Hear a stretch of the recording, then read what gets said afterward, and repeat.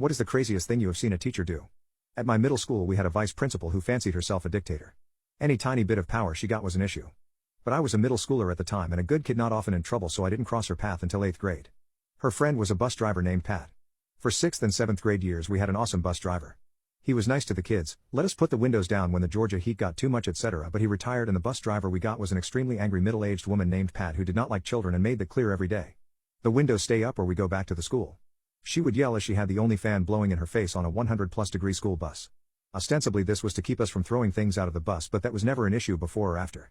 The real reason was that before the bus driver could leave the bus at the end of the day all the windows had to be back up and locked. So this saved her effort. My bus stop was the first she drove by but the last to pick up and had been that way for years. Pat changed this and decided she only wanted to stop on the first pass by and kept threatening to leave the kids in my neighborhood if we made her stop twice. I first got on the Karen VP's radar because Pat left me on the side of a very busy road one morning. She could have stopped but wagged her finger at me as she drove away and left me. I flipped off the kids laughing at me out of the back window, but the bus driver Pat thought I was flipping her off. I didn't get suspended because she left me with no way to get to school on the side of an extremely busy road and my mom threatened to sue if it happened again. But after that they had it out for me.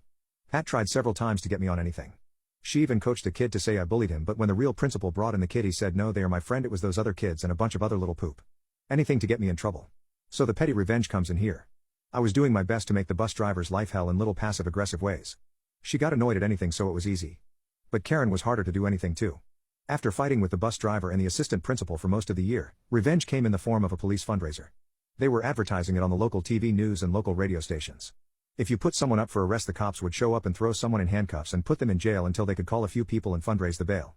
The person who set up the arrest had to pay like $10, but worth it. My mom, after being annoyed by Pat and Karen all year, put Karen, the assistant principal, up for arrest. The cops showed up and took her to the room where she could call her friends and raise the money for her to go. The idea was that mom was going to keep having her arrested as long as she could. Except no one would give her the bail money. Not even for a charity. So she ended up missing most of a day sitting in the police precinct trying to get anyone to put up enough money for her to leave. Eventually the cops told my mom that they had to let her go because it had gone on too long. She was the only one who didn't raise the bail money that day. Letting her know exactly how much she meant to everyone at the school felt great. I had a friend who heard her complaining about it later that day. She had called the principal who did donate some, but the other teachers gave nothing and none of her friends would help out. She apparently thought one of the teachers put her up for it.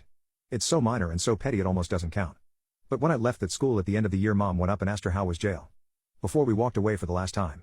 First time I ever heard a ray sound from a human.